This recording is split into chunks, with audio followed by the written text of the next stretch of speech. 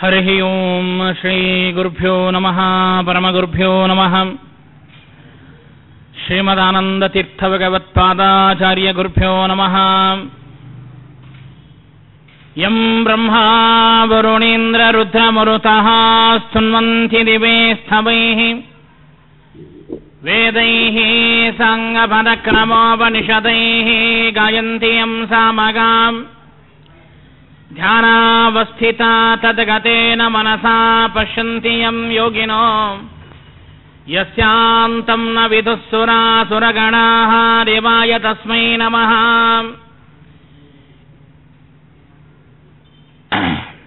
ನೌಮಿನ್ ನ್ಯಾಯಸುಧಾದಿಗೃಜ್ಜೆ ಮುನೀನ್ನ ಶ್ರೀಪಾಡರಾಸನ್ಮನಿಂ ವ್ಯಾಸಾರ್ಯಾನ್ನ ವಿವಿಧಾಗಮಾಪ್ತಿವಿಹಿರಾನ್ ಶ್ರೀವಾಡಿ ರಾಜಾನಪಿ ವಂದೇ ಹಂಸವರಾನ್ನ ರಘುತ್ತಮಗುರುಂ ವೇದಗ್ಧ್ಯಮಾನಂ ನಿಧಿ ಶ್ರೀ ಸತ್ಯೌರತರಾಘವೇಂದ್ರ ಮುನಿಪಾನ್ ಸದ್ಭೂತ ಸಧ್ಯಾನಪಾನ್ ವಿದ್ಯಾಯಾಂ ವಿಪದಾಚಾರ್ಯಂ ವೇದಜ್ಞಾನಾಬ್ಜಚಂದಿರಂ ಧರ್ಮತದ್ವಾಂತಮಾರ್ತಂಡಂ ಸತ್ಯಧ್ಯಾನ ಮುನಿಂ ಭಜೆ. ಸತ್ಯಾಭಿಜ್ಞಕರಾಬ್ಜೋತ್ಥಾನ್ ಪಂಚಾಶದ್ವರ್ಷ ಪೂಜಕಾನ್ ಸತ್ಯಪ್ರಮೋದತೀರ್ಥಾರ್ಯಾನ್ ನೌಮಿನ್ ನ್ಯಾಯಸುಧಾರತಾನ್ ಆಪಾದಮೌಲಿಪರ್ಯಂತಂ ಗುರುಣಾಂ ಆಕೃತಿಂ ಸ್ಮರೇತ್ ತೇನ ವಿಘ್ನಾಃ ಪ್ರಣಶ್ಯಂತಿ ಸಿದ್ಧ್ಯಂತಿ ಚ ಮನೋರಥಾಃ. ಹರಿ ಓಂ ಶ್ರೀ ಗುರುಭ್ಯೋ ನಮಃ. ವಿಷ್ಣುತೀರ್ಥರ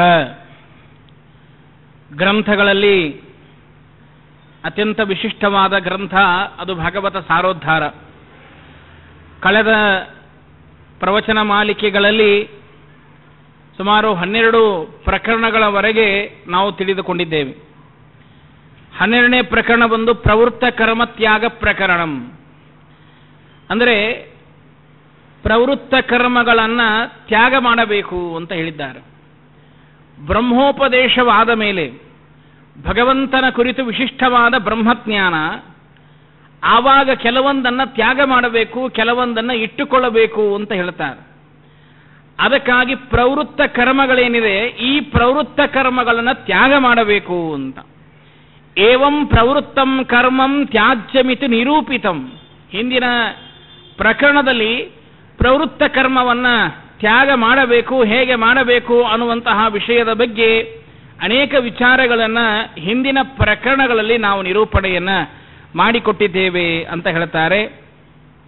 ಹಾಗಾದರೆ ಅದನ್ನು ತ್ಯಾಗ ಮಾಡಿ ಪ್ರವೃತ್ತ ಕರ್ಮಂ ಪರಿತ್ಯಜ್ಯ, ಪ್ರವೃತ್ತ ಕರ್ಮಗಳನ್ನು ತ್ಯಾಗ ಮಾಡಿ ನಿವೃತ್ತ ಕರ್ಮ ಕೃತೋ, ನಿವೃತ್ತ ಕರ್ಮಗಳನ್ನು ಮಾಡುವುದಕ್ಕಾಗಿ ನಾವು ಏನೇನು ಮಾಡಬೇಕು, ನಿವೃತ್ತ ಕರ್ಮಗಳನ್ನು ಹೇಗೆ ಆಚರಿಸಬೇಕು, ಹಾಗಾದರೆ ನಿವೃತ್ತ ಕರ್ಮಗಳನ್ನು ಮಾಡೋದರಿಂದ ಏನು ಫಲ, ಈ ವಿಷಯದ ಕುರಿತು ಈ ಪ್ರಕರಣದಲ್ಲಿ ನಾವು ವಿಶೇಷವಾಗಿ ತಿಳಿದುಕೊಳ್ಳಬೇಕು ಅಂತ ನಿವೃತ್ತ ಕರ್ಮ ಪ್ರಕರಣವನ್ನು ಪ್ರಾರಂಭ ಮಾಡ್ತಾರೆ. ಏನು ಅಂದರೆ ಎಲ್ಲದಕ್ಕೂ ನಮಗೆ ಫಲದ ಅಪೇಕ್ಷೆ ಇದೆ. ಪ್ರವೃತ್ತ ಕರ್ಮವು ಅದಕ್ಕೂ ಫಲದ ಅಪೇಕ್ಷೆ ಇದೆ. ನಿವೃತ್ತ ಕರ್ಮಕ್ಕೆ ಏನು ಫಲ, ಅದರ ಫಲ ಅಪೇಕ್ಷೆ ಇಲ್ಲದೆ ನಿವೃತ್ತ ಕರ್ಮ ಮಾಡಬೇಕು. ಆದರೆ ಕೆಲವೊಂದು ಆಕಾಂಕ್ಷೆಯನ್ನು ಇಟ್ಟುಕೊಂಡ ಮಾಡತಕ್ಕಂಥದ್ದು ಪ್ರವೃತ್ತ ಕರ್ಮವಾಗ್ತದೆ. ನಿವೃತ್ತ ಕರ್ಮದಲ್ಲಿ ಹಾಗಾಗಲಿಕ್ಕೆ ಸಾಧ್ಯ ಇಲ್ಲ. ಆದರೆ ನಿವೃತ್ತ ಕರ್ಮದಲ್ಲಿ ಫಲದ ಅಪೇಕ್ಷೆಯನ್ನು ಇಟ್ಟುಕೊಳ್ಳದೆ ನಾವು ನಿವೃತ್ತ ಕರ್ಮಾಚರಣೆಗಳನ್ನು ಮಾಡಿದ್ದೇ ಆದರೆ ಫಲ ಸಿಗೋದಿಲ್ಲೇನು ಅಂತಂದರೆ ಅವಶ್ಯವಾಗಿ ಫಲ ಸಿಕ್ಕೇ ಸಿಗ್ತದೆ. ಅಲ್ಲಿ ಫಲದ ಅಪೇಕ್ಷೆ ಅಂತ ಏನಲ್ಲ, ನೀವು ಮಾಡಿರ್ತಕ್ಕಂತಹ ನಿವೃತ್ತ ಕರ್ಮಕ್ಕನುಸಾರವಾಗಿ ಪ್ರವೃತ್ತ ಕರ್ಮಕ್ಕೆ ಯಾವ ತರಹದ ಫಲ ಬರಬೇಕು ಅದಕ್ಕಿಂತಲೂ ವಿಶಿಷ್ಟವಾಗಿರತಕ್ಕಂತಹ ಫಲ ನಿವೃತ್ತ ಕರ್ಮಗಳಿಂದ ನಮಗೆ ಲಭ್ಯವಾಗ್ತದೆ ಅನ್ನುವಂತಹ ಮಾತನ್ನು ಸಹಿತ ನಮಗೆ ಇಲ್ಲಿ ತಿಳಿಸಿಕೊಡ್ತಾರೆ. ಆದರೆ ಇಲ್ಲಿ ತಿಳಿಸ್ತಾ ನಿವೃತ್ತ ಕರ್ಮ ಪ್ರಕರಣದಲ್ಲಿ ಪ್ರಾರಂಭದಲ್ಲಿ ನಾರದರು ಹೇಳಿರ್ತಕ್ಕಂತಹ ವಿಶೇಷವಾಗಿ ವೇದವ್ಯಾಸ ದೇವರನ್ನು ಪ್ರಾರ್ಥಿಸಿಕೊಂಡಿರ್ತಕ್ಕಂತಹ ಶ್ಲೋಕವನ್ನು ತೆಗೆದುಕೊಳ್ತಾರೆ. ತ್ಯಕ್ತ್ವಾ ಸ್ವಧರ್ಮಂ ಚರಣಾಂಬುಜಂ ಹರೆ ಭಜನ್ನ ಭಕ್ಕೋಥ ಪದೇರ್ಥತೋ ಯದಿ ಯತ್ರ ಕ್ವಯಾ ಭದ್ರಮಭೂತ ಮುಷ್ಯ ಕೋವಾರ್ಥ ಆಪ್ತೋ ಭಜತಾಂ ಸ್ವಧರ್ಮಂ ತ್ಯಕ್ತ್ವಾ ಸ್ವಧರ್ಮಂ ಶರಣಾಂಬುಜಂ. ನೋಡಿ ಎಷ್ಟು ವಿಶೇಷವಾಗಿ ಹೇಳ್ತಾರೆ. ಸ್ವಧರ್ಮಂ ಪ್ರವೃತ್ತ ಲಕ್ಷಣಂ ತ್ಯಕ್ತ್ವಾ. ಹಾಗಾದರೆ ಪ್ರವೃತ್ತ ಕರ್ಮಗಳನ್ನು ತ್ಯಾಗ ಮಾಡಬೇಕು. ಕೆಲವು ಸಾಂಸಾರಿಕವಾಗಿರ್ತಕ್ಕಂತಹ ಕೆಲವು ಪ್ರವೃತ್ತ ಕರ್ಮಗಳಿದೆ. ಹೇಗೆಂದರೆ, ಒಂದು ದೃಷ್ಟಾಂತ ನಡೀತು. ಯಾವ ರಾಜಗೋಪಾಲಪುರ ಅಂತ ತಮಿಳುನಾಡಿನಲ್ಲಿ ನೀವು ಕೇಳಿದ್ದೀರಿ. ಆ ರಾಜಗೋಪಾಲಪುರದಲ್ಲಿ ಪಾಂಡ್ರಂಗಿ ಬಾಬಾಚಾರ್ಯರು ಅಂತ ಪ್ರಸಿದ್ಧ ವಿದ್ವಾಂಸರು. ಆ ಪಾಂಡ್ರಂಗಿ ಬಾಬಾಚಾರ್ಯರು ಪುತ್ರಕಾಮೇಷ್ಠಿ ಯಜ್ಞವನ್ನು ಮಾಡಿಸ್ತಾ ಇದ್ರು. ಆ ಪುತ್ರಕಾಮೇಷ್ಠಿ ಯಜ್ಞವನ್ನು ಮಾಡಿಸುವಾಗ ಆ ಪ್ರದೇಶಕ್ಕೆ ಸತ್ಯಪೂರ್ಣ ತೀರ್ಥರು ಹೋಗ್ತಾರೆ. ಹೋಗಿ ಆವಾಗ ಇವರು ಯಜ್ಞ ಮಾಡಿಸೋದು, ಕೈಯೊಳಗೆ ದರ್ಪ ಹಿಡಿದುಕೊಳ್ಳೋದು, ಈ ಎಲ್ಲ ಪ್ರವೃತ್ತ ಕರ್ಮದಲ್ಲಿ ತೊಡಗಿದ್ದನ್ನು ನೋಡಿ ಒಂದು ಮಾತು ಹೇಳ್ತಾರೆ ಪಾಂಡ್ರಂಗಿ ಬಾಬಾಚಾರ್ಯರಿಗೆ.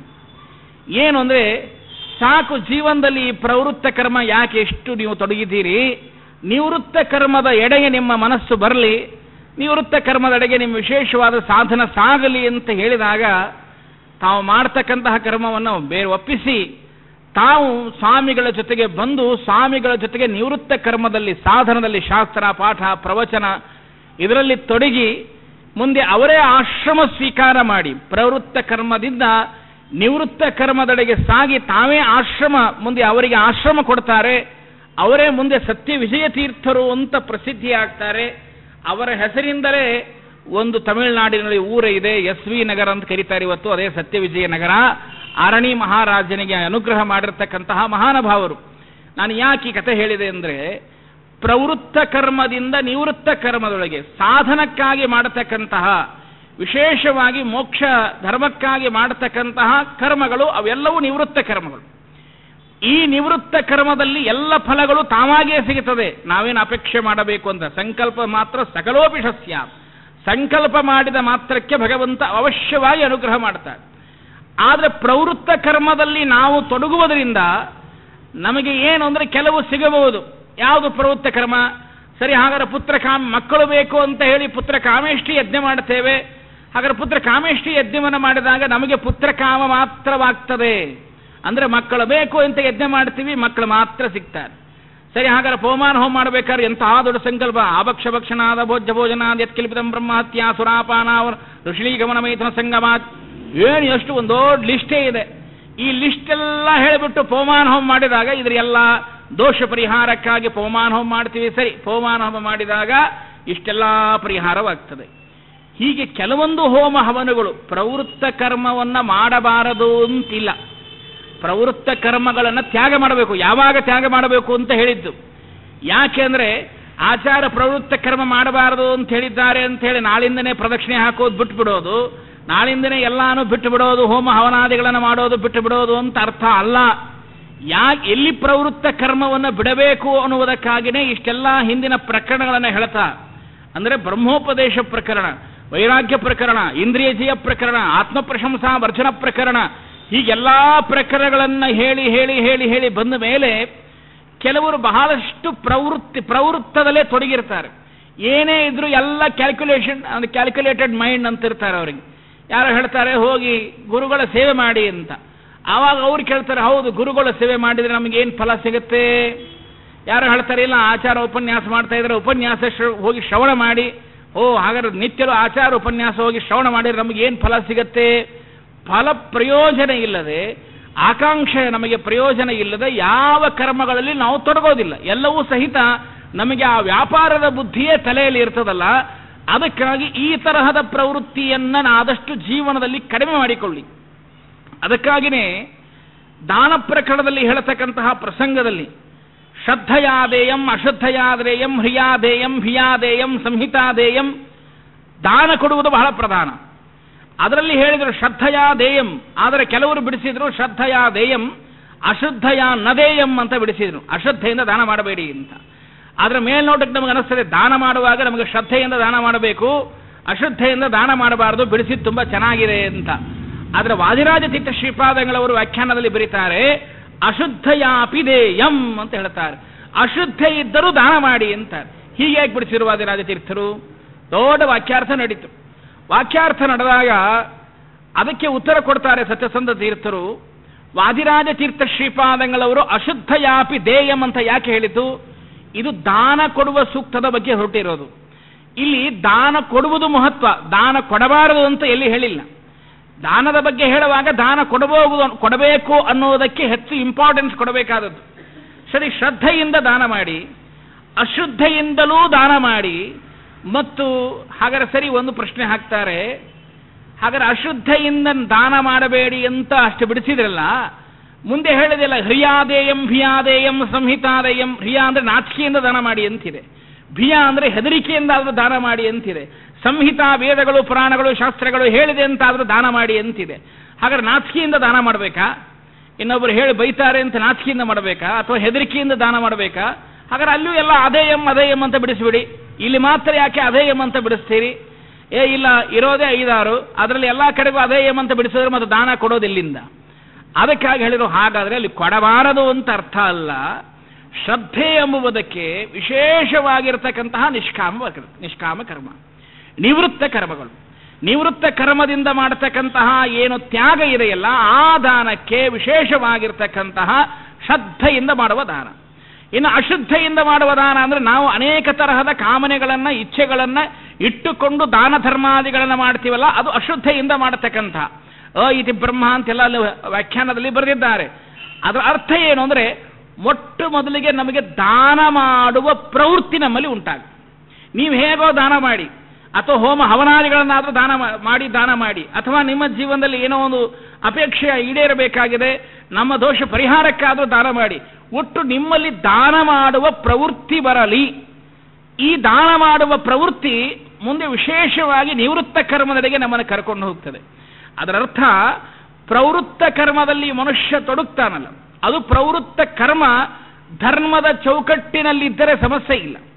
ಧರ್ಮದ ಚೌಕಟ್ಟನ್ನ ಮೀರಿ ಹೋದರೆ, ಹಿಂದೆ ಪ್ರವೃತ್ತ ಕರ್ಮದನ್ನ ಕೇಳುವಾಗ ನಾವು ಕೇಳ್ಕೊಂಡಿದ್ದೇವೆ, ಪ್ರವೃತ್ತ ಕರ್ಮ, ನಮ್ಮ ಪ್ರವೃತ್ತ ಕರ್ಮಗಳು ಧರ್ಮದ ಚೌಕಟ್ಟಿನ ನೆಲೆಯಲ್ಲಿ ಇದ್ದರೆ ಸಮಸ್ಯೆ ಇಲ್ಲ.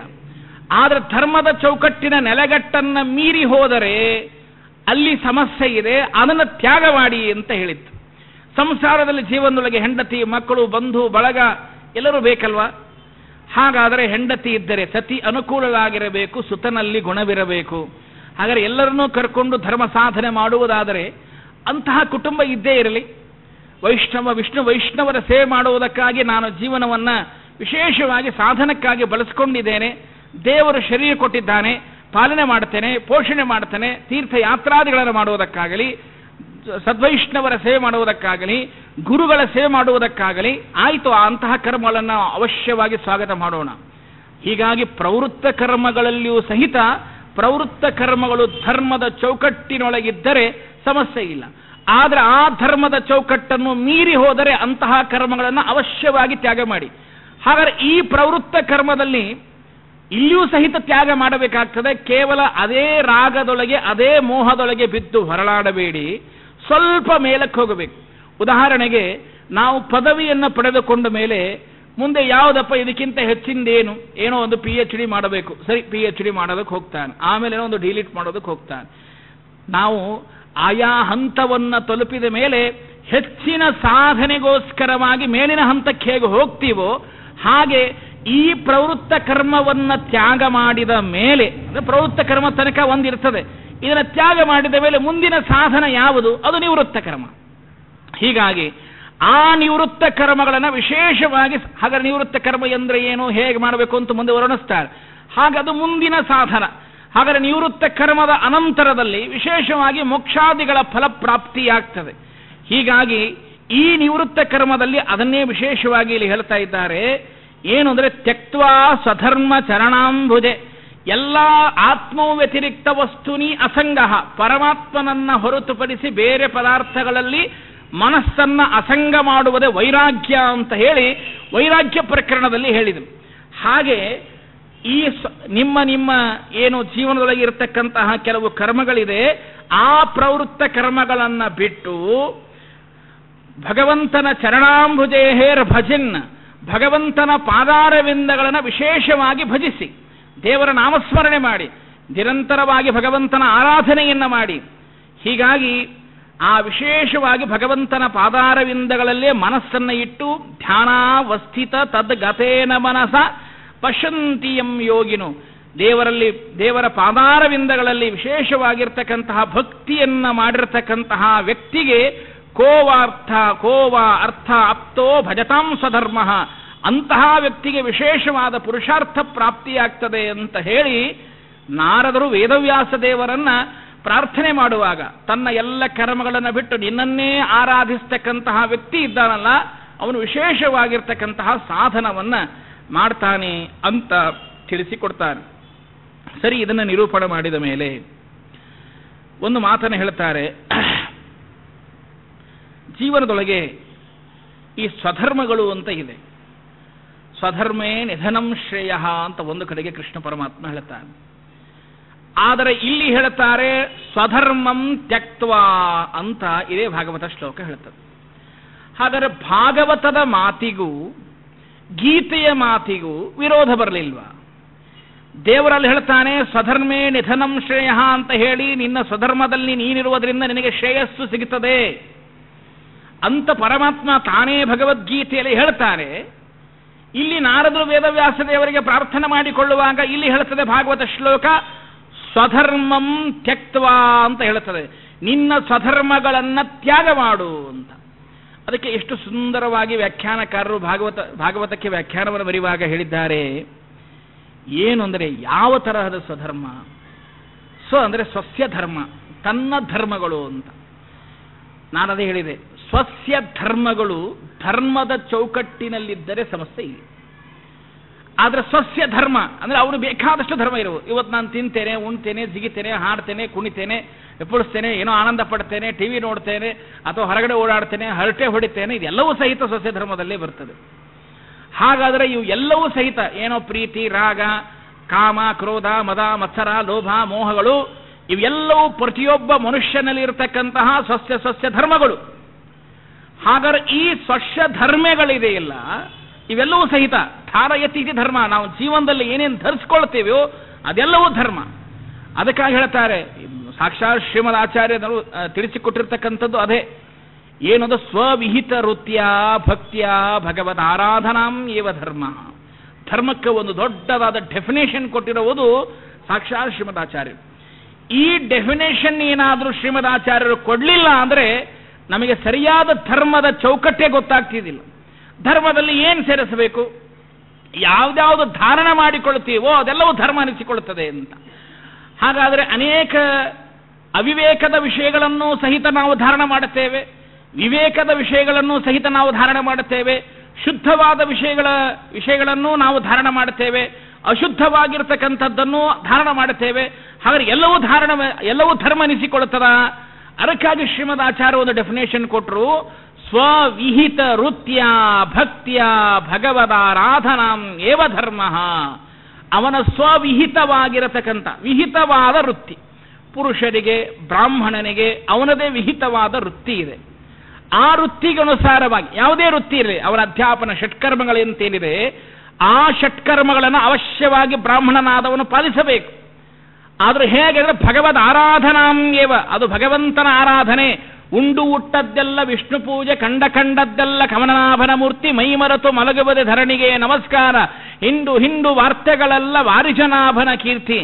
ಈ ತರಹದ ಅನುಸಂಧಾನದ ಸಾಧನದ ಕ್ರಮದಲ್ಲಿ ಅವನ ವಿಶೇಷವಾಗಿರ್ತಕ್ಕಂತಹ ಧರ್ಮಗಳಿದ್ದರೆ ಅದನ್ನು ಧರ್ಮ ಅಂತ ಕರೆದರು. ಸ್ವವಿಹಿತ ವೃತ್ತಿಯ ಭಕ್ತಿಯ ಭಗವದ್ ಆರಾಧನಾಂ ಏವ ಧರ್ಮ ತದ್ವಿರುದ್ಧಂ ಸರ್ವೋಪ್ಯಧರ್ಮ ಅಂತ ಹೇಳಿದರು. ನೀವು ಭಗವಂತನ ಆರಾಧನೆ ಅಲ್ಲ, ಅವನ ವಿಹಿತವಾದ ವೃತ್ತಿಗಳನ್ನು ಮಾಡಲಿಲ್ಲ, ಅದನ್ನು ವಿರುದ್ಧಪಡಿಸಿ ಬೇರೆ ಯಾವುದೇ ವೃತ್ತಿಗಳಿದ್ದರೂ ಸಹಿತ ಅದು ಅಧರ್ಮವೆನಿಸಿಕೊಳ್ಳುತ್ತದೆ. ಹೀಗಾಗಿ ಯಾವುದೇ ಇರಲಿ ಅದು ಭಗವಂತನ ಆರಾಧಿತವಾಗಿರ್ತಕ್ಕಂತಹ ಬುದ್ಧಿ ಇರಬೇಕು. ಹೆಂಡತಿ ಜೊತೆ ಇರಬಹುದು, ಅದು ಒಂದು ವಿಶಿಷ್ಟವಾಗಿರ್ತಕ್ಕಂತಹ ಭಗವಂತನ ಆರಾಧನೆ. ಮಕ್ಕಳ ಜೊತೆಗೆ ಇರಬೇಕು, ಅದು ಒಂದು ವಿಶಿಷ್ಟವಾದ ಭಗವಂತನ ಆರಾಧನೆ. ತನ್ನ ಕುಟುಂಬದ ಜೊತೆಗಿರಬೇಕು, ಅದು ವಿಶಿಷ್ಟವಾಗಿರತಕ್ಕಂತಹ ಆರಾಧನೆ. ಯಾವುದೋ ಅನೇಕ ಹಬ್ಬ ಹರಿದಿನಗಳಿದೆ, ಬಂಧು ಬಾಂಧವರೆಲ್ಲ ಸೇರಿಸಿಕೊಂಡು ಹಬ್ಬ ಹರಿದಿನ ಮಾಡ್ತೇವೆ. ಈಗೆಲ್ಲ ಬಂದ್ಬಿಟ್ಟಿದೆ ಎಲ್ಲ ಆ ಪದ್ಧತಿ. ಏನದು ಗೆಟ್ ಟುಗೆದರ್ ಅಂತೆ. ಗೆಟ್ ಟುಗೆದರ್ ಅಂದರೆ ಎಲ್ಲರೂ ಸೇರೋದು. ಈ ಗೆಟ್ ಟುಗೆದರ್ ಎಂದೋ ನಮ್ಮಲ್ಲಿ ಹಬ್ಬ ಹರಿದಿನಗಳಲ್ಲಿ ಮಾಡಿಬಿಟ್ಟಿದ್ದಾರೆ. ಆದರೆ ಹಬ್ಬ ಹರಿದಿನಗಳಲ್ಲಿ ಎಲ್ಲರನ್ನೂ ಸೇರಿಸಿಕೊಂಡು ಹಬ್ಬ ಹರಿದಿನ ಮಾಡತಕ್ಕಂಥದ್ದು ವಿಶೇಷವಾಗಿ ಅದು ದೊಡ್ಡ ಗೆಟ್ ಟುಗೆದರ್. ಅದು ಅನೇಕ ಸಾತ್ವಿಕರಂತಹ ಪಾತ್ರರ ಸಂಗಡ ಯಾತ್ರೆಯ ಚರಿಸುತ್ತ ಎಲ್ಲ ದೊಡ್ಡ ದೊಡ್ಡ ಜ್ಞಾನಿಗಳ ಜೊತೆಗೆ ಸಂಪರ್ಕ ಮಾಡ್ತಕ್ಕಂಥದ್ದು ಇದೆಯಲ್ಲ, ಜೀವನದಲ್ಲಿ ದೊಡ್ಡ ಗೆಟ್ ಟುಗೆದರ್. ಇದಕ್ಕಿಂತ ಹೆಚ್ಚಿನ ಇನ್ನೇನು ಬೇಕಾಗಿಲ್ಲ. ಸಜ್ಜನರ ಜೊತೆಗೆ ವಿಶೇಷವಾಗಿರ್ತಕ್ಕಂತಹ ಸಮಾಗಮ ಇದೆಯಲ್ಲ, ಜೀವನದಲ್ಲಿ ನಮಗೆ ಎಲ್ಲ ಪುರುಷಾರ್ಥವನ್ನು ತಂದು ಕೊಡ್ತಕ್ಕಂಥದ್ದು. ಹಾಗೆ ಮನೆಯೊಳಗೆ ಹಬ್ಬ ಹರಿದಿನಗಳಾಗಿರಬಹುದು, ವಿಶೇಷವಾದ ಸಮಾರಂಭಗಳಾಗಿರಬಹುದು, ಅವಾಗೆಲ್ಲರೂ ಸೇರಿಕೊಂಡು ಧರ್ಮ ಸಾಧನ ಮಾಡ್ತೀವಲ್ಲ, ಅದು ವಿಹಿತವಾಗಿರತಕ್ಕಂತಹ ವೃತ್ತಿ ಸಾಧನದ ಮಾರ್ಗ ಅಂತ ಕರೀತಾರೆ. ಸಾಧನದ ಮಾರ್ಗ. ಒಂದು ಮಾತನ್ನು ಹೇಳುತ್ತೇನೆ, ಪ್ರವೃತ್ತ ಕರ್ಮದಲ್ಲಿ ಹೇಗಿರ್ತದೆ ಏನು ಅಂದರೆ, ಎಲ್ಲರಿಗೂ ಸಹಿತ ನಿವೃತ್ತ ಕರ್ಮಗಳನ್ನು ಆಚರಿಸುವುದು ತುಂಬ ಕಷ್ಟ. ನಿವೃತ್ತ ಕರ್ಮ ಅಂದರೆ ಒಂದು ತರಹದಲ್ಲಿ ನಿಷ್ಕಾಮ ಭಕ್ತಿ ಇದ್ದ ಹಾಗೆ. ನಿಷ್ಕಾಮ ಭಕ್ತಿಯಿಂದ ಮಾಡುವುದು ಬಹಳ ಕಷ್ಟ. ನಿವೃತ್ತ ಕರ್ಮಗಳಲ್ಲಿ ಸಾಧನ ಮಾರ್ಗದಲ್ಲಿ ಬರಬಹುದು. ನಿವೃತ್ತ ಕರ್ಮದಲ್ಲಿ ಸಾಧನ ಮಾರ್ಗದಲ್ಲಿ ನಾವಿರಬಹುದು.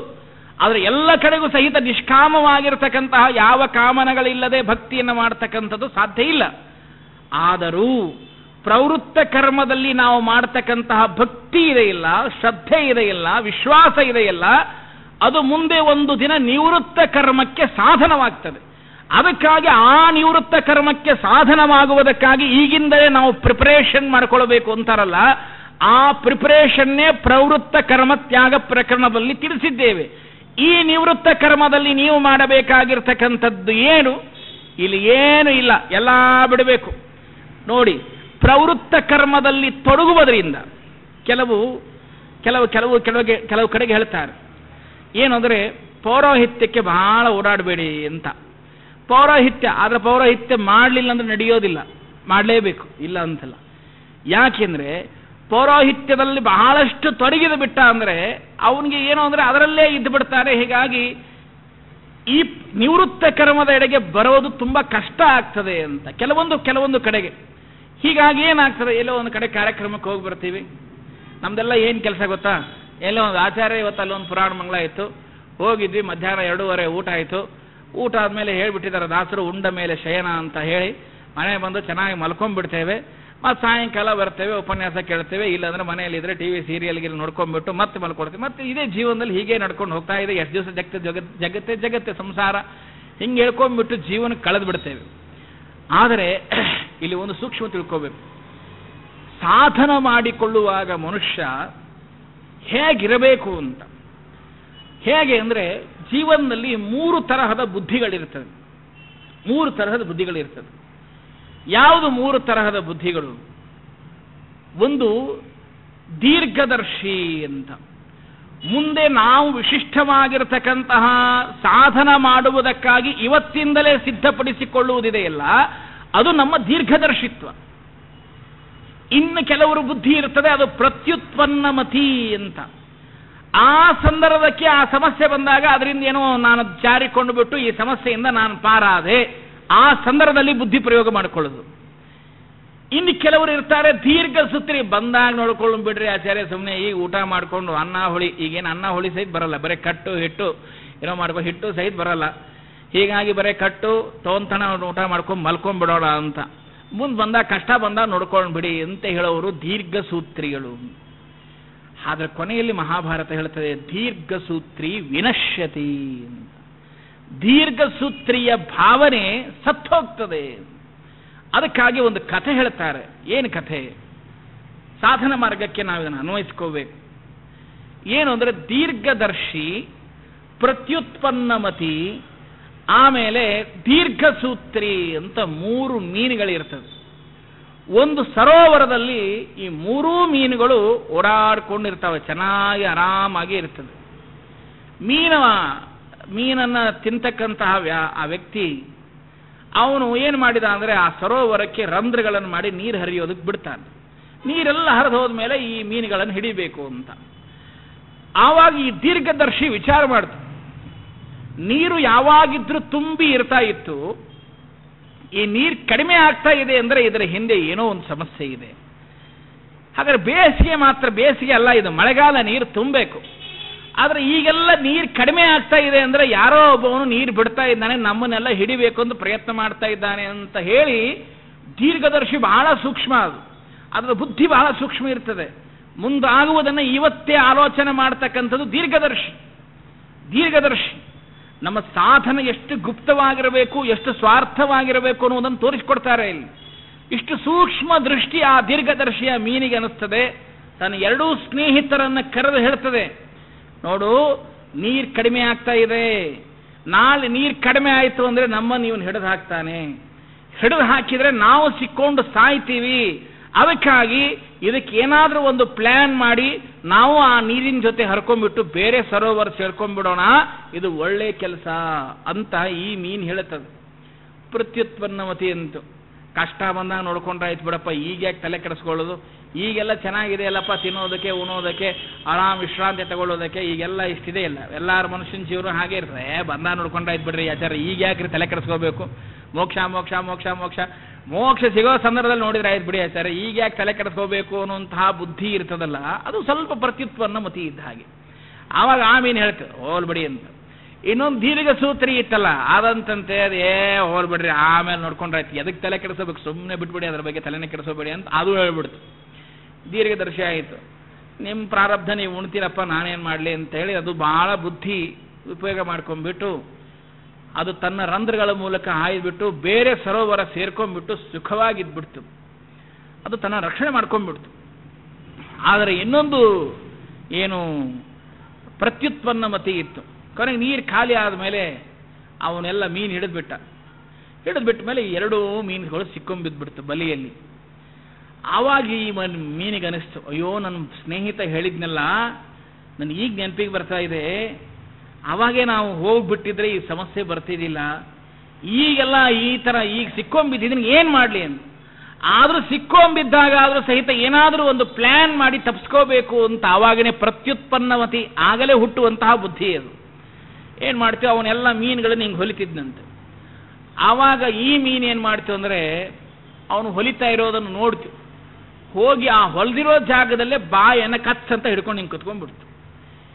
ಅವಾಗ ಈ ಮೀನು ಹೊಡೆದವನು ಏನು ಮಾಡಿದ, ಹಾಗಾದ್ರೆ ಇದನ್ನೂ ನಾನು ಹೊಲ್ದು ಬಿಟ್ಟಿದ್ದೀನಿ ಅಂತ ತಿಳ್ಕೊಂಡು, ಯಾಕಂದ್ರೆ ಹಿಂಗೆ ಹಿಡ್ಕೊಂಡು ಕುತ್ಕೊಂಡಿತ್ತಲ್ಲ, ಹಾಗಾದ್ರೆ ಈ ಮೀನನ್ನು ನಾನು ಹೊಲ್ದು ಬಿಟ್ಟಿದ್ದೀನಿ ಅಂತ ತಿಳ್ಕೊಂಡು ಹಾಗೆ ಮುಂದೆ ಬಿಟ್ಟು ಮತ್ತೆ ನೀರಲ್ಲಿ ಬೇರೆ ಸರೋವರದಲ್ಲಿ ಹಾಕಿದ ತಕ್ಷಣ ಏನು ಮಾಡಿದ, ಆವಾಗ ಆ ಮೀನು ಬಾಯಿ ತಕ್ಕೊಂಡ್ಬಿಟ್ಟು ಆ ಸರೋವರದಿಂದ ಮತ್ತೆ ಬೇರೆ ಸರೋವರಕ್ಕೆ ಕಣ್ಣಂತ ಹಾರೆ ಜಿಗಿದು ತನ್ನ ಪ್ರಾಣ ರಕ್ಷಣೆ ಮಾಡ್ಕೊಂತು, ಅಲ್ಲಿ ಬುದ್ಧಿ ಪ್ರಯೋಗ ಮಾಡ್ಕೊಂತು. ಅದರ ದೀರ್ಘ ಸೂತ್ರಿ ತಾನು ಸಿಕ್ಕೊಂಬಿತ್ತು, ಕೊನೆಯಲ್ಲಿ ಅಂಬಿಗನ ಕೈಯಲ್ಲಿ ನಾಶವಾಯಿತು ಅಂತ ಕಥೆ ಹೇಳ್ತಾರೆ. ಇದರ ಅರ್ಥ ಏನು? ಜೀವನದಲ್ಲಿ ನಮಗೆ ದೀರ್ಘದರ್ಶಿತ್ವ ಎಂಬುದು ಇರಬೇಕು. ಹೀಗಾಗಿ ದೀರ್ಘದರ್ಶಿತ್ವ ನಮಗೆ ಇರಬೇಕು ಅಂತಾದರೆ ಏನು ಮಾಡಬೇಕು? ಹಾಗಾದ್ರೆ ಇಲ್ಲೇ ಬಿದ್ದು ಹೊರಡಾಡಬೇಕು? ಹಾಗಾದ್ರೆ ಅಂತಕನ ದೂತರಿಗೆ ಕಿಂಚಿತ್ತು ದಯವಿಲ್ಲ. ಅವ್ರು ಯಾವಾಗ ಬಂದು ಕರ್ಕೊಂಡು ಹೋಗ್ತಾರೋ ಗೊತ್ತಿಲ್ಲ, ನಮಗೆ ಯಾವಾಗ ಏನಾಗ್ತದೋ ಎಂಬುದು ಗೊತ್ತಿಲ್ಲ. ಅದಕ್ಕಾಗಿ ಪುರುಷಾರ್ಥ ಪ್ರಾಪ್ತಿಗಾಗಿ ಹಾಗಾದ್ರೆ ಧರ್ಮ, ಅರ್ಥ, ಕಾಮ, ಮೋಕ್ಷ ಈ ಏನು 4 ಪುರುಷಾರ್ಥಗಳ ಬಗ್ಗೆ ತಿಳಿಸಿಕೊಡ್ತಾ ಇದ್ದಾರೆ.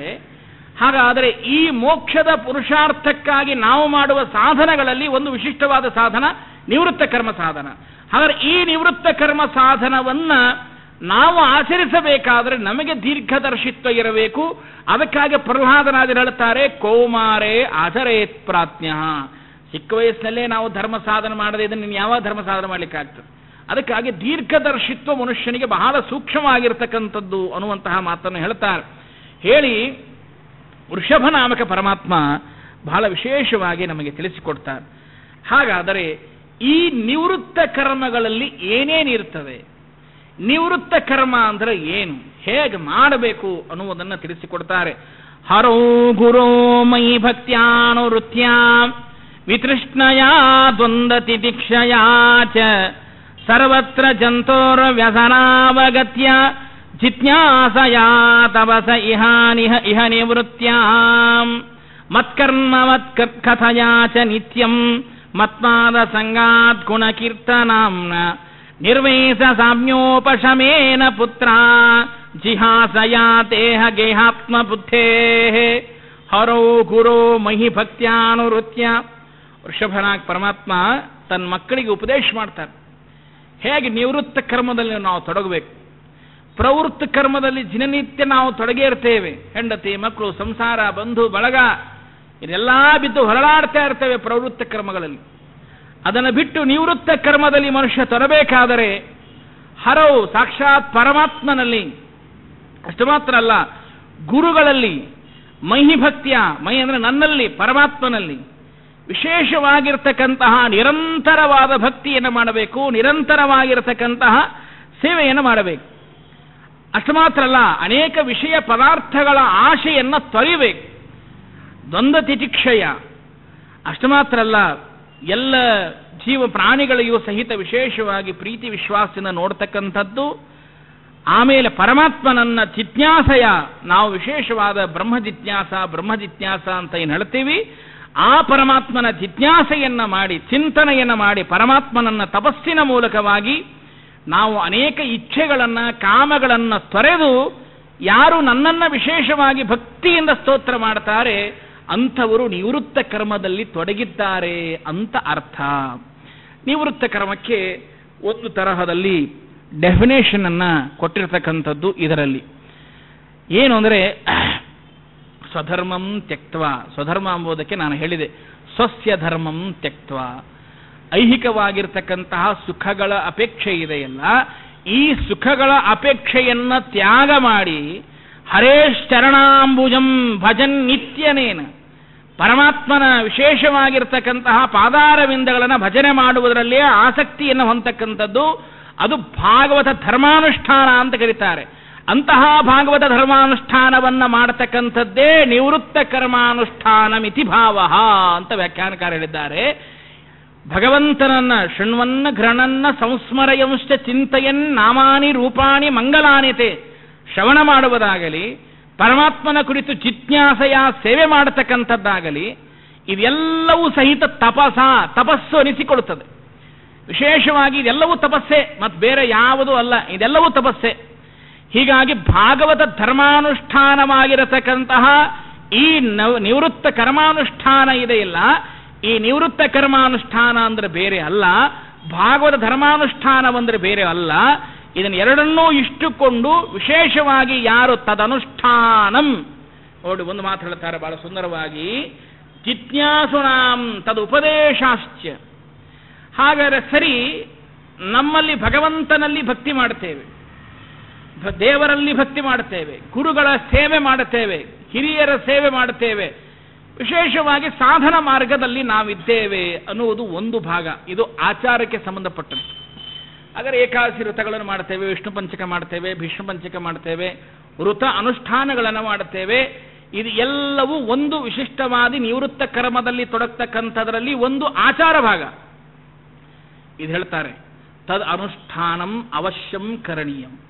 ಹಾಗಾದರೆ ಆ ಅನುಷ್ಠಾನವನ್ನು ಅವಶ್ಯವಾಗಿ ಮಾಡಿ. ಆದರೆ ಇಷ್ಟಕ್ಕೆ ಮುಗೀತು ಅಂತ ತಿಳ್ಕೋಬೇಡಿ. ಇವತ್ತು ನಾನು ಇಷ್ಟೆಲ್ಲ ಸೇವೆ ಮಾಡ್ತೇನೆ, ಎಲ್ಲ ಮಾಡ್ತೇನೆ, ಇದು ಮಾಡ್ತೇನೆ, ಸರಿ, ಹಾಗಾದ್ರೆ ಇಷ್ಟಕ್ಕೆ ಮುಗೀತು ಅಂತ ತಿಳ್ಕೋಬೇಡಿ.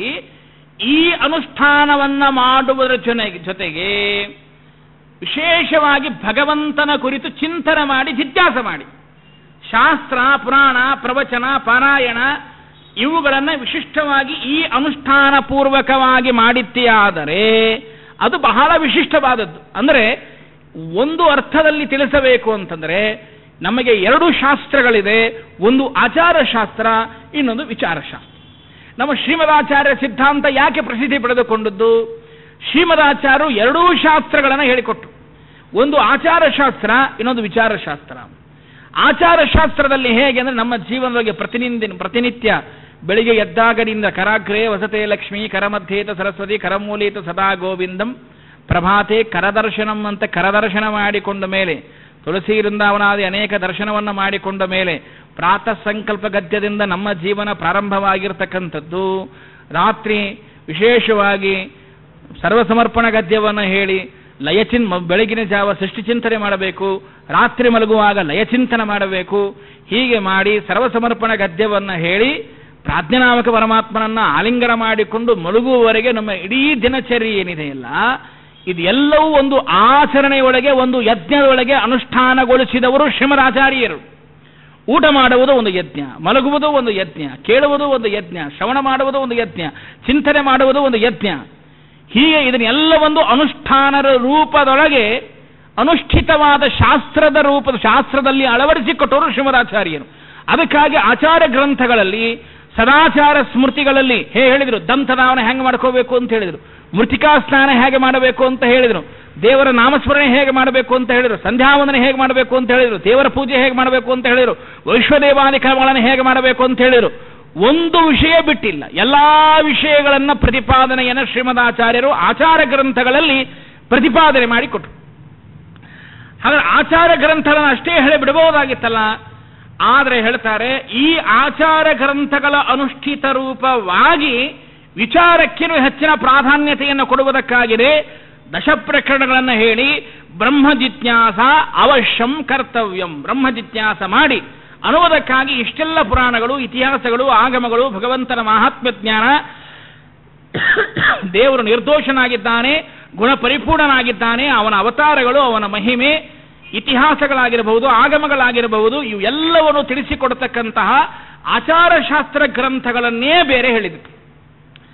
ಒಂದು ಜಯಂತಿ ನಿರ್ಣಯವೋ, ಒಂದು ಏಕಾದಶಿ ನಿರ್ಣಯವೋ, ಒಂದು ಸದಾಚಾರ ಸ್ಮೃತಿಯೋ, ಒಂದು ಕೃಷ್ಣಾಮೃತ ಮಹಾರಣವೋ, ಇವೆಲ್ಲ ತಂತ್ರಸಾರ ಸಂಗ್ರಹ, ಇವೆಲ್ಲ ಆಚಾರ ಮೀಮಾಂಸವನ್ನು ತಿಳಿಸಿಕೊಡತಕ್ಕಂತಹ, ಅಂದರೆ ಅನುಷ್ಠಿತ ರೂಪವಾಗಿರತಕ್ಕಂತಹ ಸಾಧನದ ವಿಚಾರಗಳನ್ನು ತಿಳಿಸಿಕೊಡತಕ್ಕಂತಹ ಒಂದು ಭಾಗ.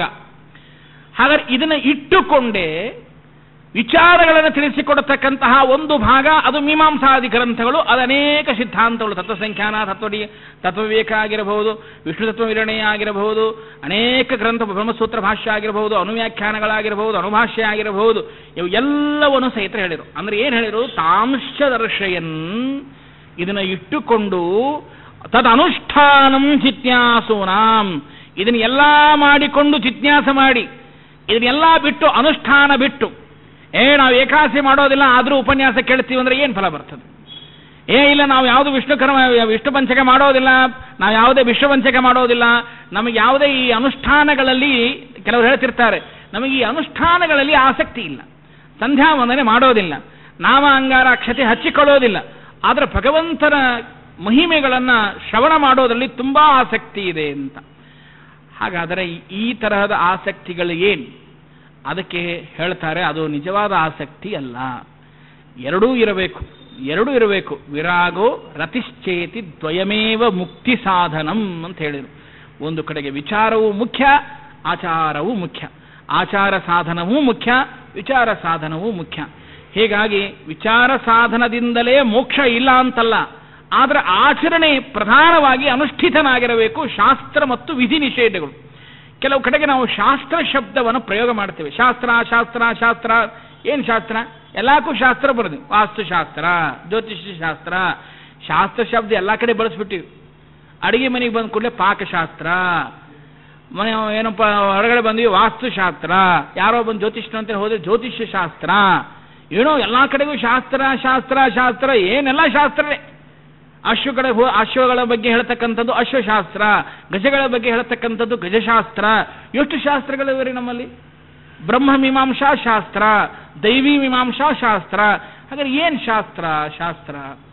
ಶಾಸ್ತ್ರ ಅಂದ್ರೆ ಇಷ್ಟೇ, ಶಾಸನಾತ್ ಸಂಶನಾತ್ ಶಾಸ್ತ್ರಂ ಇತ್ಯಭಿಧೀಯತೆ ಅಂತ ಹೇಳಾರೆ. ಶಾಸನ ವಿಧಿ ಮತ್ತು ನಿಷೇಧ ಅಂತ, ವಿಧಿ ನಿಯಮಗಳು ಅಂತ.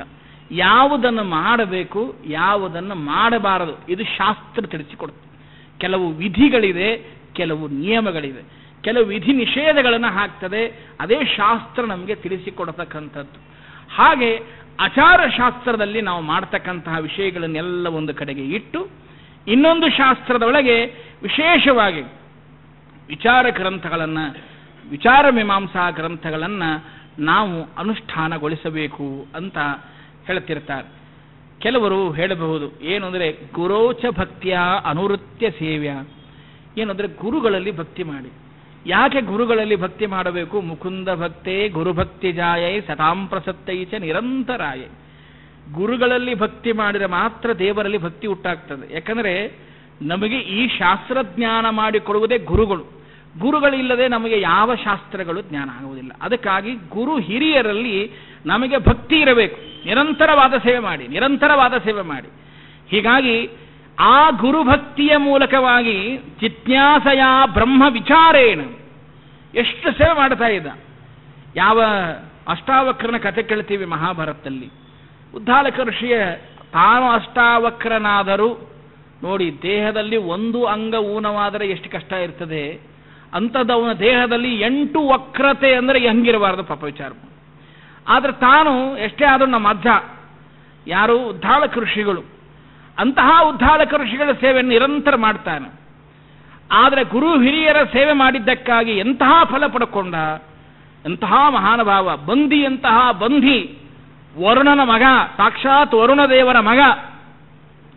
ಈ ಅಷ್ಟಾವಕ್ರ ಮತ್ತೆ ಬೇರೆ ಯಾರಲ್ಲ, ಸಾಕ್ಷಾತ್ ಉದ್ದಾಲಕ ಋಷಿಯ ಮೊಮ್ಮಗನೇ. ಉದ್ದಾಲಕ ಋಷಿಯ ಮಗಳ ಹೆಸರು ಸುಜಾತ ಅಂತ ಹೇಳಿ, ಆ ಸುಜಾತಾಳನ್ನ ಕಹೋಲನಿಗೆ ಕೊಟ್ಟು ಮದುವೆ ಮಾಡಿರ್ತಾರೆ. ಕಹೋಲಂ ತರ್ಪಯಾಮಿ ಅಂತ ಹೇಳಿ ನಾವು ಬ್ರಹ್ಮಯಜ್ಞದಲ್ಲಿ ಅವನಿಗೆ ತರ್ಪಣ ಕೊಡ್ತೀವಲ್ಲ, ಅಂತಹ ಕಹೋಲನ ಹೆಂಡತಿ ಹೆಸರೇ ಸುಜಾತ. ಆ ಸುಜಾತನ ಮಗನೇ ಅಷ್ಟಾವಕ್ರ. ಆದರೆ ಅವನು ಗುರು ಸೇವೆಯನ್ನ ಮಾಡಿದ್ದಕ್ಕಾಗಲಿ, ಗುರುಗಳಲ್ಲಿ ವಿಶೇಷವಾದ ಭಕ್ತಿ. ಹೇಗೆ ಅಧ್ಯಯನ ಮಾಡ್ತಾನೆ ಸಾಕ್ಷಾತ್ ಉದ್ದಾಲಕ ಋಷಿಗಳಲ್ಲಿ, ಶ್ವೇತಕೇತು ಅಂದರೆ ಸೋದರ ಮಾವ, ಮತ್ತು ಈ ಕಡೆಗೆ ಸಾಕ್ಷಾತ್ ಅಷ್ಟಾವಕ್ರ, ಇಬ್ಬರು ಒಂದೇ ಇದರಲ್ಲಿ ಹುಟ್ಟಿದವರು, ಸಮಾನ ವಯಸ್ಕರು. ಅಂದರೆ ಮಾವ ಅಳಿಯ ಇಬ್ಬರು ಸಮಾನ ವಯಸ್ಕರು. ಒಂದು ಕಡೆಗೆ ಉದ್ದಾಲಕ ಋಷಿಯ ಹೆಂಡತಿ ಅವಳು ಜನ್ಮ ಕೊಡ್ತಾಳೆ, ಅವನೇ ಶ್ವೇತಕೇತು ಆದ. ಇನ್ನೊಂದು ಕಡೆಗೆ ಉದ್ದಾಲಕ ಋಷಿಗಳ ಮಗಳಾಗಿರ್ತಕ್ಕಂತಹ ಸುಜಾತ, ಅವಳು ಒಂದು ಮಗುವಿಗೆ ಜನ್ಮ ಕೊಡ್ತಾಳೆ, ಅವನೇ ಅಷ್ಟಾವಕ್ರನಾದ. ಆದರೆ ತಂದೆ ಶಾಪ ಕೊಟ್ಟದ್ದಕ್ಕಾಗಿ ಅವನು ಅಷ್ಟಾವಕ್ರನಾದ. ಹೇಗೆ ಅಂದರೆ ಪಾಪ ಕಹೋಲ ಒಂದ್ಸಾರಿ ವೇದ ಮಂತ್ರ ಹೇಳ್ತಾ ಇದ್ದ. ಹೇಳುವಾಗ ಸ್ವರದಲ್ಲಿ ವ್ಯತ್ಯಾಸವಾಯಿತು. ಸ್ವರದಲ್ಲಿ ವ್ಯತ್ಯಾಸವಾದವಾಗ ಒಳಗೆ ಇರತಕ್ಕಂತಹ ಮಗು ಹೇಳ್ತಂತೆ, ಸಂಸ್ಕಾರ ಹೇಗಿರ್ತದೆ ನೋಡಿ. ಆ ಮಗು ಹೇಳ್ತಂತೆ, ಈ ಸ್ವರದಲ್ಲಿ ವ್ಯತ್ಯಾಸ ಆಗ್ತಾ ಇದೆ, ನೀವು ಸರಿಯಾಗಿ ಪಠಣ ಮಾಡಿ ಅಂತ ಹೇಳ್ತಂತೆ. ಆವಾಗ ಕಹೋಲನಿಗೆ ಸಿಟ್ಟು ಬಂದ್ಬಿಡ್ತು. ಇನ್ನೂ ಹೊಟ್ಟೆ ಬಿಟ್ಟು ಹೊರಗಡೆ ಬಂದಿಲ್ಲ, ಈಗೇ ನಿಮ್ಮ ಅಪ್ಪನ ದೋಷ ಕಂಡುಹಿಡಿತಾ ಇದೆಯಾ? ನೀನು ಹೊಟ್ಟೆ ಬಿಟ್ಟು ಹೊರಗಡೆ ಬಂದ್ಮೇಲೆ ಇನ್ನೇನು ಮಾಡ್ಲಿಕ್ಕಿಲ್ಲ ನೀನು, ಅದಕ್ಕಾಗಿ ನೀನು ಅಷ್ಟಾವಕ್ರೋ ಭವ ಅಂತ ಶಾಪ ಕೊಟ್ಬಿಟ್ಟ. ಗರ್ಭದಲ್ಲಿ ಹುಟ್ಟುವಾಗಲೇ ಅಷ್ಟಾವಕ್ರನಾಗಿ ಜನಿಸಿದ. ಮುಂದೆ ದೊಡ್ಡ ಕಥೆ ಇದೆ ವನಪರ್ವದಲ್ಲಿ. ಇವನು ದುಡ್ಡು ತರಬೇಕು ಅಂತ ಇವನು ಜನಕ ಮಹಾರಾಜನ ಆಸ್ಥಾನಕ್ಕೆ ಹೋಗ್ತಾನೆ. ಆದರೆ ಅಷ್ಟಾವಕ್ರ ಹೇಳ್ತಾನೆ, ಏನು ಅಂದರೆ ಗುರು ಹಿರಿಯರಲ್ಲಿ ಭಕ್ತಿ ಮಾಡಿದ್ದಕ್ಕಾಗಿ ನನಗೆ ಈ ತರಹದ ಪಾಂಡಿತ್ಯ ಪ್ರತಿಭೆ ಬಂದಿದೆ. ಜನಕ ಮಹಾರಾಜನನ್ನ ವಾದದಲ್ಲಿ ಸೋಲಿಸಿದ ಅಂತಹ ರಾಜ, ಪರಮಧಾರ್ಮಿಕ ಜನಕ ಮಹಾರಾಜ. ಅಷ್ಟು ಮಾತ್ರ ಅಲ್ಲ, ಬಂಧಿಯಂತಹ ಮಹಾನ್ ಪಂಡಿತ, ಮಹಾವಿದ್ವಾಂಸ, ಅಂತಹ ವರುಣನ ಮಗ, ಅವನನ್ನ ವಾಕ್ಯಾರ್ಥದಲ್ಲಿ ಸೋಲಿಸ್ತಾನೆ. ವಾಕ್ಯಾರ್ಥದಲ್ಲಿ ಸೋಲಿಸಿದ. ಹಾಗಾದರೆ ಇದೆಲ್ಲವೂ ಹೇಗೆ ಅಂದರೆ, ಹರೌ ಗುರು, ಭಗವಂತನಲ್ಲಿ ಗುರುಗಳಲ್ಲಿ ವಿಶೇಷವಾಗಿರತಕ್ಕಂತಹ ಭಕ್ತಿಯನ್ನು ಮಾಡಿದ್ದಕ್ಕಾಗಿ, ಗುರುಗಳ ಅನುಗ್ರಹದಿಂದ ಜೀವನದಲ್ಲಿ ಎಂತಿಂಥವರು ಎಂತಿಂತಹ ಸಾಧನೆ ಮಾಡ್ತಾರೆ ಅನ್ನೋದಕ್ಕೆ ಅನೇಕ ಮಹನೀಯರ ಚರಿತ್ರೆಯನ್ನು ನಾವು ನೋಡ್ತೇವೆ. ಅನೇಕ ಮಹನೀಯರ ಚರಿತ್ರೆಯನ್ನು ನಾವು ನೋಡ್ತೇವೆ. ಸಾಕ್ಷಾತ್ ರಘುತ್ತಮ ತೀರ್ಥರ ಕಾಲದೊಳಗೆ ನಡೆದ ಘಟನೆ. ರೊಟ್ಟಿ ವೆಂಕಟಾದ್ರಿಗಳು ಅಂತ ಕರೀತಾರೆ. ರೊಟ್ಟಿ ವೆಂಕಣ್ಣ ಭಟ್ಟ ಅಂತ ಕರಿತಿದ್ರು. ಅವನು ಸ್ವಾಮಿಗಳಿಗೆ ಏನು ಮಾಡಿಕೊಂಡು ರೊಟ್ಟಿ ಮಾಡ್ಕೊಂಡು ಇರ್ತಿದ್ದ. ಅವನು ರೊಟ್ಟಿ, ಜೋಳದ ರೊಟ್ಟಿ.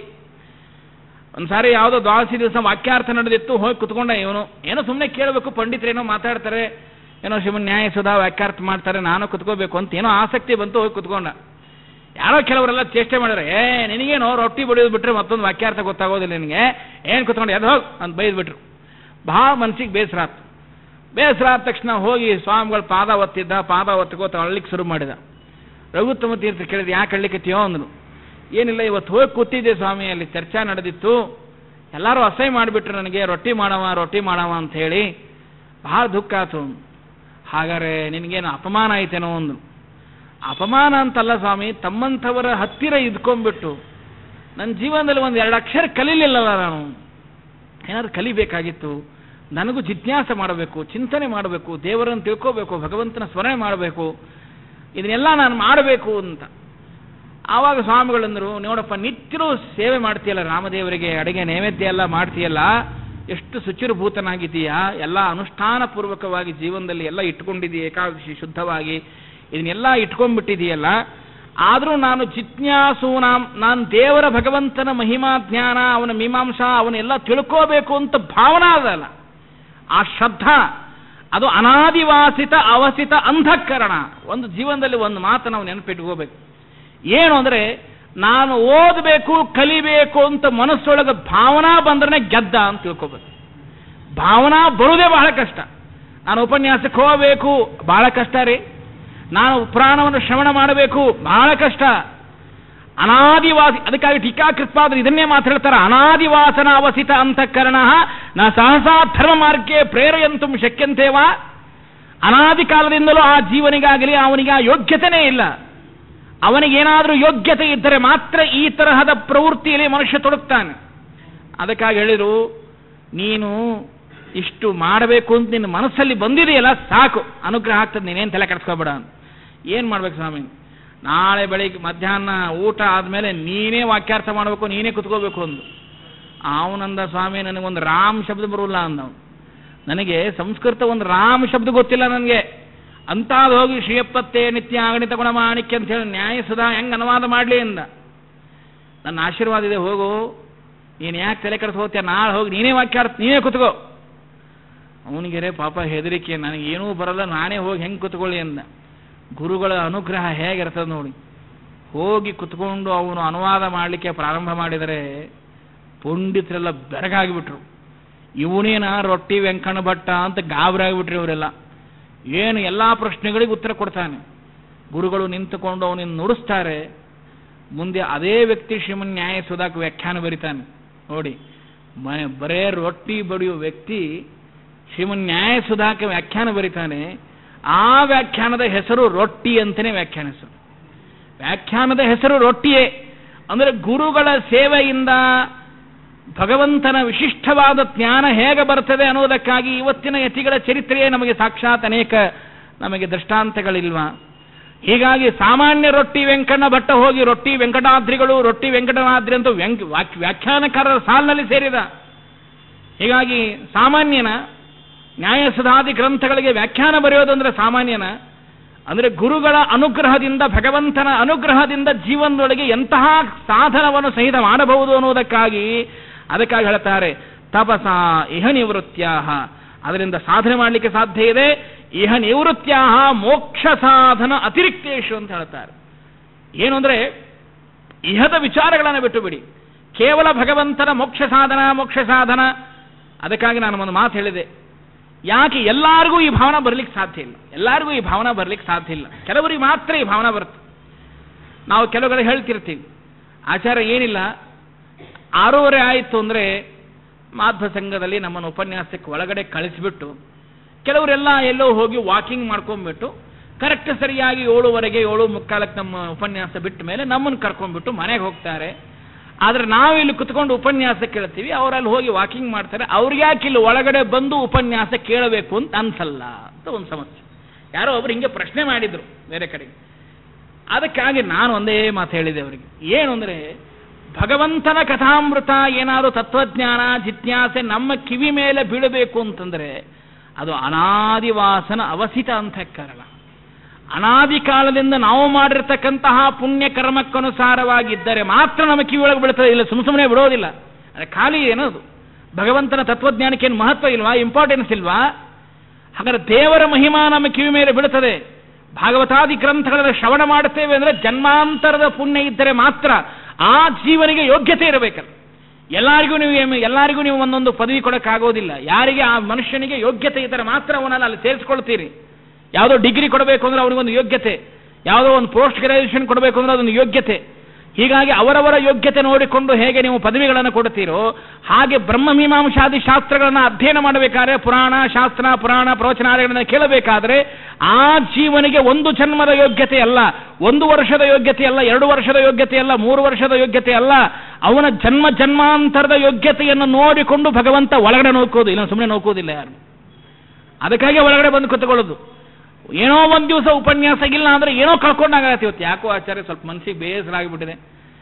ಆಮೇಲೆ ನಮ್ಮ ಶ್ರೀಧರಮೂರ್ತಿಗಳು ಹೇಳ್ತಾರೆ, ಒಂದ್ಸಾರಿ ಉಪನ್ಯಾಸದ ಸಮಸ್ಯೆ ಆಗ್ಬಿಡುತ್ತೆ, ಯಾರೋ ಆಚಾರ ಬರೋದಿಲ್ಲ, ಏನೋ ಆಗೋದಿಲ್ಲ, ಅವಾಗ ಏನೋ ಒಂಥರ ಕಳ್ಕೊಂಡಂಗೆ ಆಗ್ತಿರ್ತದೆ. ಏನು ಕಳ್ಕೊಂಡಂಗೆ ಅಂದ್ರೆ ಯಾಕೆ ಅಂದ್ರೆ ಅದು ನಿತ್ಯರು ಆ ಶ್ರವಣ ಮಾಡಿ ಮಾಡಿ ಮಾಡಿ ಮಾಡಿ ಅವತ್ತಿನ ದಿವಸ ಅದು ಏನೋ ಇಲ್ಲ ಅಂದರೆ ಯಾವುದರಲ್ಲಿ ಆಗಲಿ, ಜಪ ಮಾಡೋದ್ರಲ್ಲಿ ವ್ಯತ್ಯಾಸವಾದರೂ ಸಮಸ್ಯೆ, ಅಥವಾ ನಾವೇನೋ ಸಾಧನ ಮಾಡೋದ್ರಲ್ಲಿ ವ್ಯತ್ಯಾಸವಾದರೆ ಇವತ್ತೇನೋ ಆಯಿತು ಸಮಸ್ಯೆ ಆಯಿತು, ದೇವ್ರ ಪೂಜೆ ಬಿಟ್ಬಿಟ್ವಿ ಅಂದರೆ ಏನೋ ಕಳ್ಕೊಂಡಂಗೆ ಆಗತ್ತೆ. ಇವತ್ತು ದೇವ್ರ ಪೂಜೆ ಬಿಟ್ಬಿಟ್ವಿ.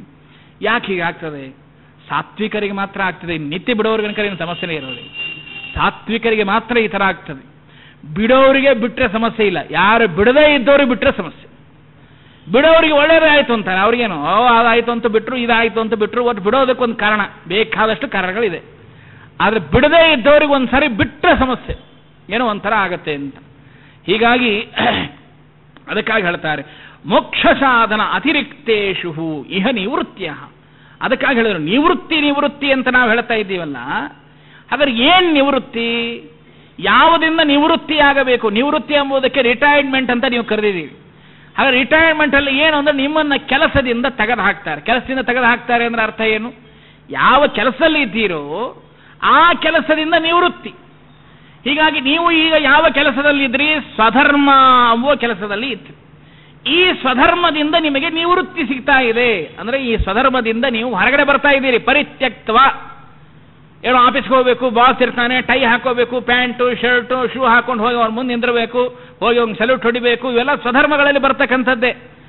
ಹಾಗಾದ್ರೆ ನಿವೃತ್ತಿ ಆದ್ಮೇಲೆ ಅದೆಲ್ಲ ಬಿಟ್ಬಿಟ್ವಿ. ಏನಾಚಾರಿ ಕಚ್ಚೆ ಹಾಕೊಂಡ್ಬಿಟ್ಟು ಶಾಲ್ ಹತ್ಕೊಂಡ್ಬಿಟ್ಟು ನಮ್ದೇ ನಾಮ ಅಂಗಾರ ಅಕ್ಷತೆ ಹಚ್ಕೊಂಡ್ಬಿಟ್ಟು ನಾವೇ ಏನು ವೈಭವ, ಯಾರಿ ನಮ್ಮನ್ನು ಕೇಳೋರು? ಅವಾಗೆಲ್ಲ ಯಾರ್ಯಾರೋ ನಮ್ಮನ್ನು ಮಾತಾಡಿಸ್ಬೇಕಾದ್ರೆ ಹೀಗೆ ಬರಬೇಡ ಹಾಗೆ ಬರಬೇಡ ಅಂತಿದ್ರಿ. ಈಗ ಯಾರು ನಮ್ಮನ್ನು ಕೇಳಬೇಕು? ನಾವೇ ನಮ್ಮ ಪೂರ್ತಿಗೆ ಬರ್ತೀವಿ ಹೋಗ್ತೇವೆ. ಹಾಗಾದ್ರೆ ನಿಮ್ಮ ಸ್ವಧರ್ಮಗಳಿಂದ ಹೇಗೆ ನಿಮಗೆ ರಿಟೈರ್ಮೆಂಟ್ ಅಂತ ಸಿಕ್ತು, ಹಾಗೆ ಈ ಪ್ರವೃತ್ತ ಕರ್ಮಗಳಿಂದ ನಿಮಗೆ ರಿಟೈರ್ಮೆಂಟ್. ಹಾಗಾದ್ರೆ ಆ ನಿವೃತ್ತ ಕರ್ಮ ಅಂತಂದ್ರೆ ಏನು? ಆ ಕರ್ಮಗಳಿಂದ ನಿವೃತ್ತಿ. ಹಾಗಾದ್ರೆ ಯಾವ ಕರ್ಮಗಳಿಂದ ನಿವೃತ್ತಿ?